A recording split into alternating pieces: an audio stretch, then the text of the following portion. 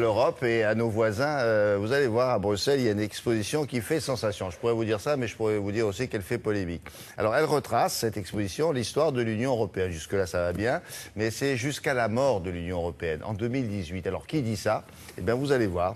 Ça se présente sous forme d'un musée qui relate la vie de l'ancienne Union européenne. Alors, ça fait moyennement rire là-bas. Alors, question, François, est-ce que les organisateurs ont beaucoup d'humour ou est-ce qu'ils sont persuadés, c'est polémique parce que c'est politique et ils sont contre l'Europe? Qui sont-ils d'abord? Bonjour. Oui, bonjour William. Alors effectivement, ça pourrait être de l'humour belge, parce qu'ici, on sait que l'humour, on en a beaucoup. Non, c'est l'œuvre plutôt d'un artiste belge, un artiste belge flamand, qui est plutôt inquiet, je dirais, de la tournure que prennent les événements en Europe. Et comme c'est un artiste qui est issu du monde du théâtre, eh bien, il a écrit un scénario. Alors c'est effectivement un scénario assez noir, avec la mort de l'Union européenne en 2018. Et vous allez le voir, le résultat, eh bien, c'est une exposition assez saisissante. Regardez le reportage que nous avons réalisé avec Hervé Verloès. Un jet de pierre du cœur de l'Union européenne. Dans ce bâtiment désaffecté de Bruxelles, une exposition choc retrace l'Europe avant que l'Union n'explose en 2018. Voilà, ici dans le musée, on montre comment était la vie dans l'ex-Union européenne. Des souvenirs jaunis d'un continent qui avait reçu le prix Nobel de la paix il y a bien longtemps, en 2012, et dont la monnaie, aujourd'hui disparue, s'appelait l'euro. À l'époque, l'Europe était connue pour son acquis communautaire, 300 000 pages sur 9 mètres de haut de directives et de règlements divers. L'acquis communautaire, c'est d'un côté très positif et de l'autre côté, ça risque de devenir trop, comme vous le voyez, bureaucratique, énorme, quoi. Car si l'Europe avait fait de la liberté l'une de ses valeurs fondamentales, elle avait aussi réglementé à outrance, jusqu'à la forme des concombres, la taille des bananes, des tomates, la couleur des poireaux ou encore la vitesse des essuie-glaces. L'exposition montre aussi comment tout a basculé.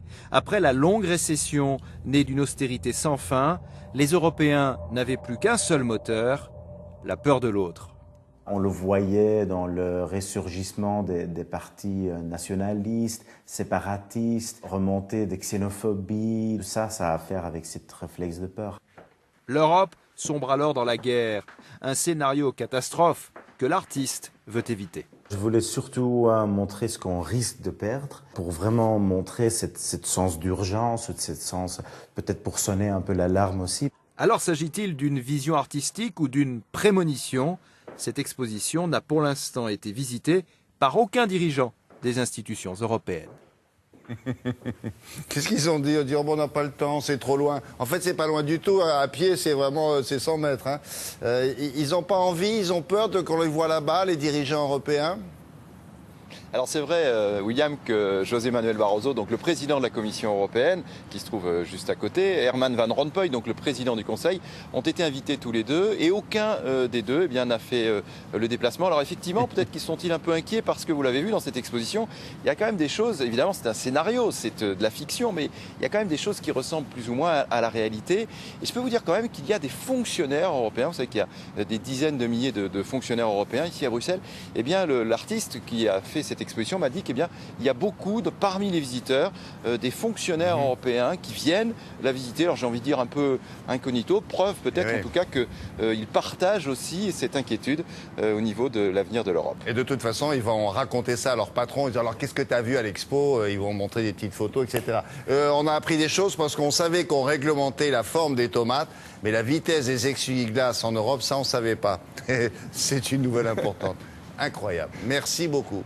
François, au revoir, bonne journée et à bientôt. La revue